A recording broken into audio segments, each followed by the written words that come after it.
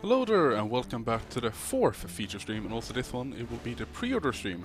I'm joined here by our esteemed Game Director Peter, and we're going to talk about a little bit what Game Director is and also the vision for By Blood Alone, and we'll later be joined by Gabriel Blum as we take a look into the playing designer. So I guess I'll start off with Peter. What is the role of a game director? Busting out the hard ones first, then. It will be easier to talk about what the role of a game director isn't. Yeah, that's a good idea. I think on paper, the game director is responsible for setting the vision for a game or for an expansion, making sure that vision is followed as closely as possible. It can go from deciding feature sets, it can go to details about design, but in reality I think a lot of what we do is what needs doing, which is obviously very non-specific, but it can range really from overseeing design meetings, making sure that things are followed to the documents, making sure the documents are up to date, all the way down to implementing individual things, doing code, doing script, a bit of everything. Yeah, so a little bit of jack of all trades. Absolutely. Of the game. Yeah, and I gotta ask, what are you most excited about in By Blood Alone? Like, what is it that you're really looking forward for? It's difficult to play favoritism there. Yeah, I believe in all of it. I love all of it. I think a lot of the designs that we've come up with are really fantastic and they fit the theme of what we're trying to do. I think one of the things I'm looking forward to the most is probably the Peace Conference rework, because this is something that players have been asking for a long time.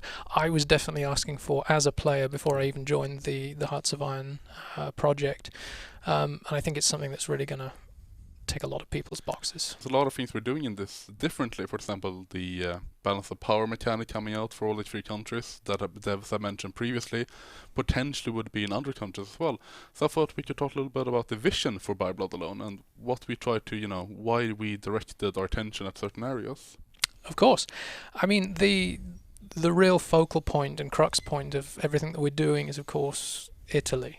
For By Blood Alone, it's the theme of all the images you're seeing, the theme of the game. A lot of the features that we chose to do in By Blood Alone revolve around the fact that Italy is involved and how Italy is involved in the Second World War. So that was really the main thing that we chose as a theme, and we try to make sure that all of our expansions have a very clear overarching theme, so we don't just throw in a bunch of stuff and call it done. These things have to be related in some way, so focusing on Ethiopia, of course, was a natural decision to make there, being involved in the conflict in the Horn of Africa at that point, and then Switzerland being geographically adjacent, also having a lot of interaction. And of course, I don't think you can do Italy without really doing a plane designer with some of the crazy Italian plane designs out there, particularly pre-war. They really knew how to design a plane, so to speak. They were interesting, I'll give them that. Yeah. That's a good word for putting at it. And I think also with Switzerland being a quite interesting addition, as they have a very unique place during the war. They weren't in any faction, but they were still, very much a part of the conflict in the neutral sense. And what happened behind the scenes, really interesting to start exploring as a player. I think also going the alternate route, seeing what, little secret alliances here and there, and trying to form the Alpine Confederation. Absolutely. And I think when war is raging around you and literally every single one of your borders is involved in some sort of conflict, staying neutral actually becomes quite a challenge, and that was the challenge that we really wanted to bring out when playing Switzerland. Yeah, which is really fun as, our players do love challenges, and I think that comes to Ethiopia as they are really in the underdog situation. Oh, yes. So I remember when Amy was on stream that going out that it's not an easy conflict to win as a player. Even with the advantages and tools that you're given, it's still as Thomas put it, it is hotwiring on not easy mode. Yes. It is quite a challenge to beat them, and especially if there's players on both sides.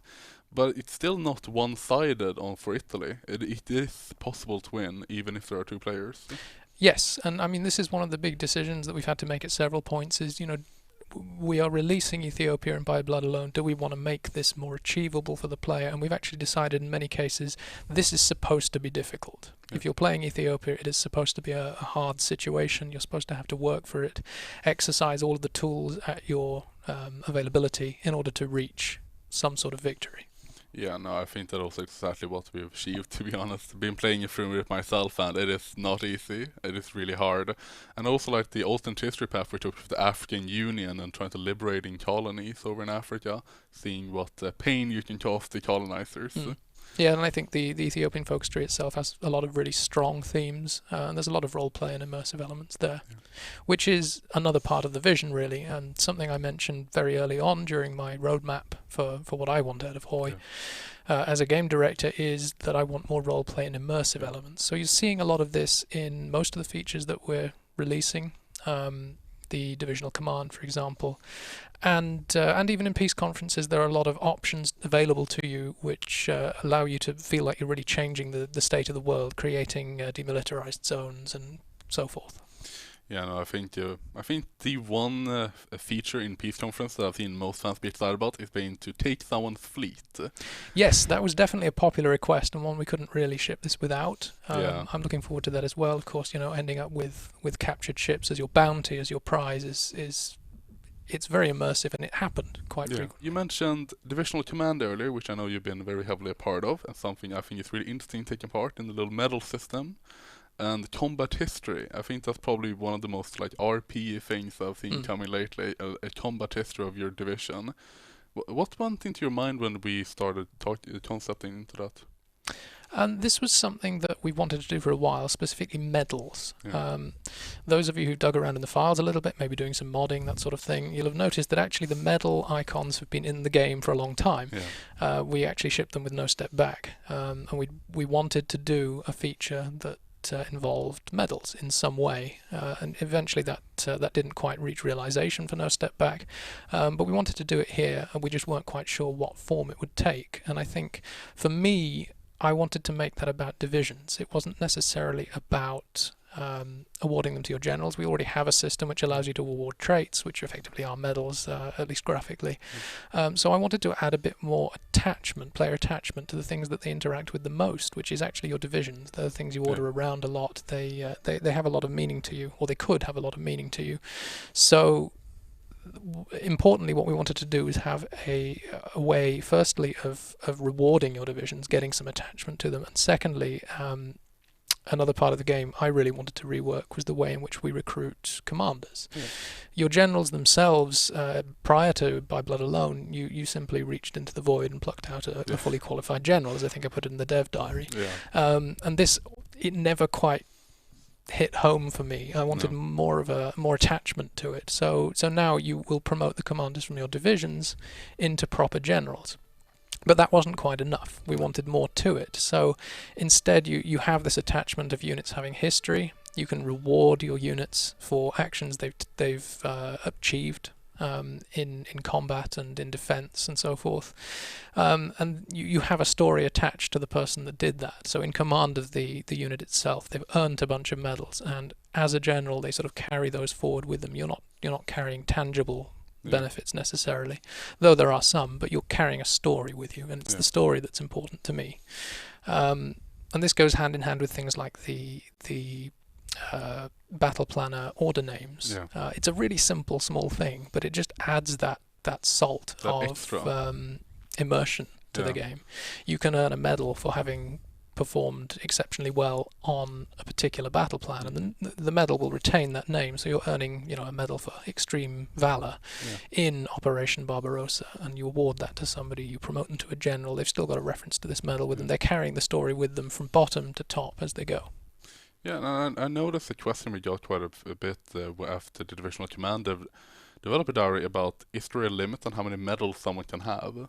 There's actually no limit per se, but there's a practical limit because the effects do not stack additively. If you award the same medal to a division several times, eventually that awarding it again is going to result in virtually no benefit to you whatsoever. Do you plan to introduce a propaganda manifest like the Russia one for Italy or Germany? This is something we talked about. It's a really cool visual mechanic, being able to see these propaganda posters, and it is something that I would like to expand out someday. Not planned for now, but it's in the back of my mind. It's still open, for future possibilities, as a lot of other things are as well. So, Has there been a rebalance to starting generals? I know that name. Some, not all. We've made some sacrifices there. I think a lot of people expect to have certain characters available to them. Yeah. There are some characters that simply don't fit into either category, such as Rommel, who should really be leading an academy at the beginning of 1936, and he's neither a divisional commander or a general, so we've left him more or less as he was. Yeah. But in some cases, yes. We've tried not to affect the starting balance too much. A lot of people have some form of attachment to the generals that they're used to seeing. Don't want to make too large of a change to, scare off the veterans a Indeed. little bit there.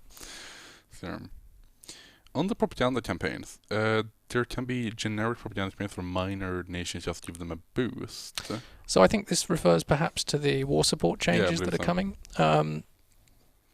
There are several generic decisions that you get now. There's the generic war propaganda decision, which is the only war propaganda decision now, and that is supposed to serve you as a sort of starting point and something to fall back on if your war support drops too low to get you above 50%. But the idea of this change is really that 100% war support, maybe you reach it at some point, but staying there is supposed to be incredibly difficult and not something that you're intended to achieve. So really this is arguably making the game a little bit more challenging, but it also gives you more strategic tools around how to manage your war support. So it's directly related to what the casualties you're taking, the offensives or defensives you're winning or losing, the air war, the naval war, and you have new tools to offset those. So the decisions that are there are to offset those penalties if you feel you can't do it on a strategic level. Some countries, of course, do have unique decisions related to war support as part of their country content and so forth. Those have been maybe changed a little bit, rebalanced, but we're not removing any. Yeah, as we are, it shouldn't be super easy to get 100% war support, 100% stability. It should be a little bit of a challenge. It should be, and of course, it now relates more directly to your situation, and you can't infinitely go on clicking that war propaganda button against country N just to be able to get more and more and more. How will the AI approach peace conferences? Good question. That is a very good question, actually. I think actually next week we're going to start covering a little bit more about peace conferences, and I think that I will have another Peter. Indeed. That will be here and I'll probably be able to answer that very well. What I can say is that there are a lot of changes to the way that the AI manages what they want, what they go for, what they bid on, and so forth. And it should and has so far in testing resulted in less cat vomit all over the screen, basically. Not as much border gore. Things are a lot more sensible. I saw the question there. Will Italy have army debuffs at the start of the game, similar to Russia? Yes, they will actually have a few debuffs national spirits that they start with that they can slowly modify and change over time, or some of them believe get rid of entirely. We actually have the next feature highlight video. We'll actually cover them quite a bit in detail, and they are, as you say, Italy wasn't the most useful country at the start of 1936, and that does reflect in the game quite a bit. It does, but you have the opportunity to make something of it. Yeah, you're not completely left to the dust there. General question for Peter. What nation do you play most in Hoi 4? That varies. I tend to like playing smaller nations. I do enjoy the focus trees for the majors, but I think the nations I play most frequently probably oscillate between Poland, Communist China, and the Netherlands. And I think the Netherlands is probably my favourite if I had to pick one. I like being an underdog. It really gives you a chance to flex in what you can do. You can't do everything. You pick something, you focus on it, and you make that your thing and make sure that you are really using your advantages where possible. Yeah, myself, I've been playing a lot of the Chinese warlords, trying to the weakest ones, trying to beat the rest of China and then Japan. So far, I've been unfortunately unsuccessful on that front, but trying to work in that regard.